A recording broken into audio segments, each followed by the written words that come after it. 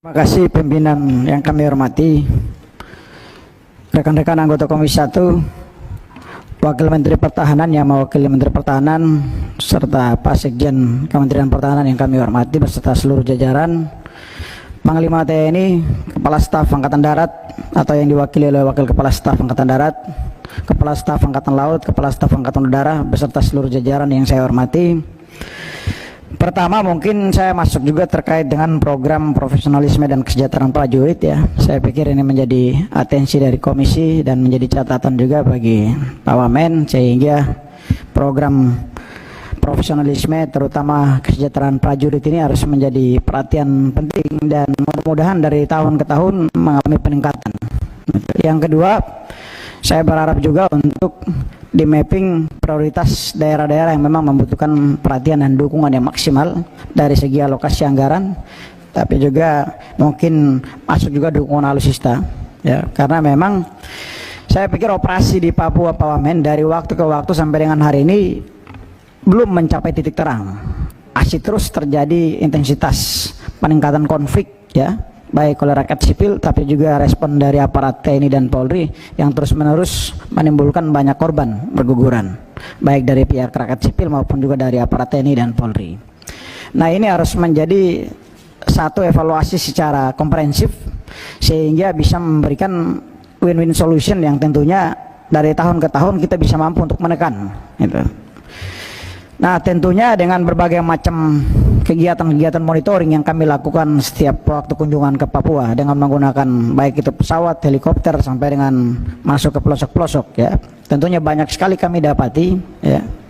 Selain dukungan alutsista, tapi kita juga harus tingkatkan peralatan kita ya, yang tentunya akan digunakan oleh intelijen untuk mendeteksi berbagai macam pergerakan ya dari kelompok-kelompok pemberontak yang ada di Papua. Operasi kita ya, kami dukung operasinya harus sesuai target, tapi operasi tidak membabi buta rakyat sipil, itu tidak dibenarkan sama sekali, itu karena rakyat Papua adalah bagian dari rakyat Indonesia yang harus kita lindungi dan kita ayomi. Jadi saya pikir inilah yang menjadi catatan kritis kami, karena memang operasi yang terus menerus dilakukan di daerah-daerah konflik di Papua, targetnya tidak tercapai, rakyat sipil korban terus, aparat korban terus. Nah, pertanyaan saya, apa sebenarnya kekurangan kita yang harus kita tingkatkan dari segi alokasi anggaran? Nah, mungkin alokasi anggaran untuk dukungan alutsista saya pikir menjadi prioritas, karena kami cek ke lapangan, helikopter kita yang layak terbang cuma satu milik Angkatan Udara untuk melakukan operasi. Nah, dukungan alutsista kita yang ada di sana heli milik Angkatan Darat ya, saya pikir tidak semua layak terbang. Nah, jadi saya pikir ini harus menjadi prioritas betul untuk khusus di Papua.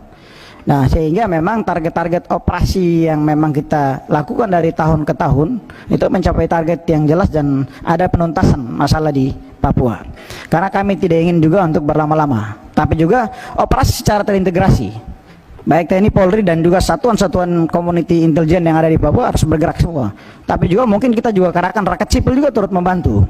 Itu saya pikir kalau rakyat sipil kita kerahkan untuk turut membantu dan menjadi simpatisan kita untuk bagaimana bisa menyelesaikan persoalan konflik di Papua, pasti masalah ini bisa tuntas. Itu.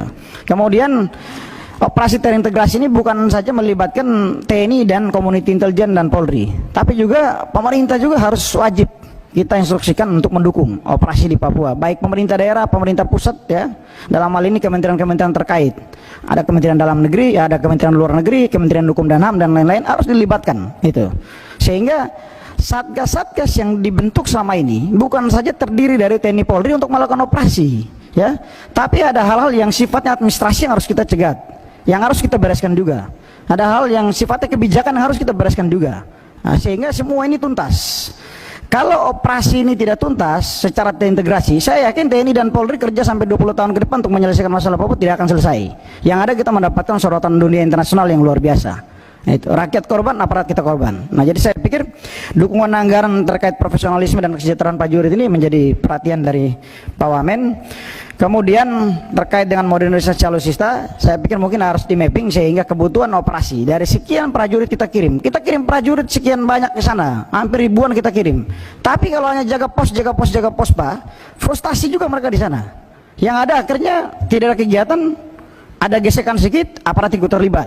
Nah, berantem dengan rakyat, berantem dengan aparat TNI maupun aparat kepolisian yang ada di sana. Sudah sering terjadi. Gitu. Jadi saya pikir ini harus menjadi catatan. Aparat yang kita kirim dari waktu ke waktu, ya progresnya kita harus ukur. 6.000 pasukan yang ada di kita tempatkan di Papua misalnya, progresnya seperti apa? Kalau tidak sebanding dengan pasukan yang kita kirim, ngapain kita alokasikan prajurit yang banyak, anggaran yang banyak, tapi tidak efektif dan efisien dalam penggunaan anggaran? Jadi saya pikir ini harus perlu menjadi catatan penting untuk kita evaluasi total, baik Kemhan maupun Panglima TNI dan jajaran Kepala Staf. Kemudian terkait dengan hal-hal lain yang menyangkut dengan kebijakan Panglima TNI, operasi teritorial, ya, saya pikir operasi teritorial kami dukung terus. Tapi operasi untuk menangkap para pelaku kejahatan di Papua itu wajib hukumnya harus ditindak, Pak. Itu tidak boleh dibiarkan. Karena ini kalau dibiarkan jadi virus lagi ke masyarakat. Apalagi anak-anak kita yang muda-muda ini di Papua itu akan mengikut serta dan terjerumus ke dalam ajakan-ajakan yang tidak benar. Jadi harus kita tuntaskan sehingga semua kita putuskan mata rantai dan tidak merembes kemana-mana. Ini yang saya berharap harus terjadi. Itu karena memang kami datangi pos-pos, Pak. Terakhir saya ke pos di perbatasan Eri Pengi. Saya tanya komandannya di situ. Di sini apa yang kurang dari kalian? Yang kurang, Pak, obat malaria. Ternyata memang aparat banyak sakit tidak bisa diobati juga. Ini juga psikologi juga.